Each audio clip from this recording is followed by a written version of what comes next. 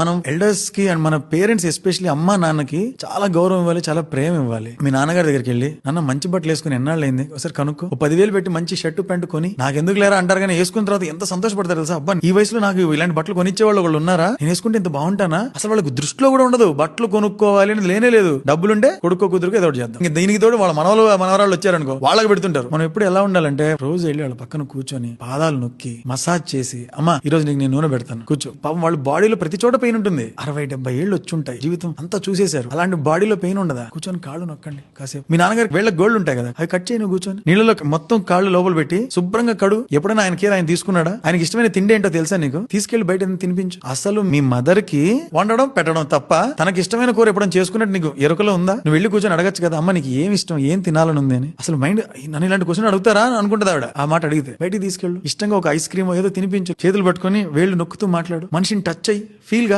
నువ్వు పెద్ద బిజీ లేదు స్వామి, మాకు తెలుసు నువ్వు బిజీ అని. ఫోన్ ఇసిరి కొట్టి పక్కన వెళ్ళి కూర్చో కాసేపు. చెప్పే జాగ్రత్తగా విను, ఇప్పుడు కాకపోతే ఎప్పుడు దొరకదు. భాగ్యం అది పేరెంట్స్ దగ్గర కూర్చొని వాళ్ళకి సేవ చేయడం అనేది. అందరం పరిగెడుతున్నాం ఏదో పీకుతాం అని. ఆగు, వెనక్రా, కొంచెం వాళ్ళతో మాట్లాడు, వాళ్ళకి ఏం కావాలో తెలుసుకో. It is high time that we give it back to them. ఓసారి మా మదర్ నాకు ఏదో రకరకాల వంటలను వండింది, ఎప్పుడు లేనిది. ఏంటమ్మా ఇన్ని వండేవి ఏంటమ్మా అంటే, ఈ రోజు మదర్స్ డే అంట కదరా అనింది. అంటే మదర్స్ డే అంటే నేను నీకు ఏదైనా ఇవ్వాలమ్మా అంటే, అవునా నాకెందుకు ఇలా అర్థమైంది అని. అది మరి ఎప్పుడెప్పుడు ఇవ్వాలా అనేటట్టే ఉంటారు వాళ్ళు. దాన్ని ఆపి మేమిస్తాం తీసుకోండి అని చెప్పాలి. మనం అర్జెంట్ గా మొదలెట్టాలి. మన సేవింగ్స్ కావచ్చు, మన థాట్స్ కావచ్చు, మన గోల్స్ కావచ్చు, అందులో పేరెంట్స్ ఇంక్లూడ్ చేయాలి. చేసి వాళ్ళకి మాక్సిమం మనం ఏం చేయగలం ఆలోచించి ప్రేమగా పక్క నుండి చెయ్యాలి. That is mandatory.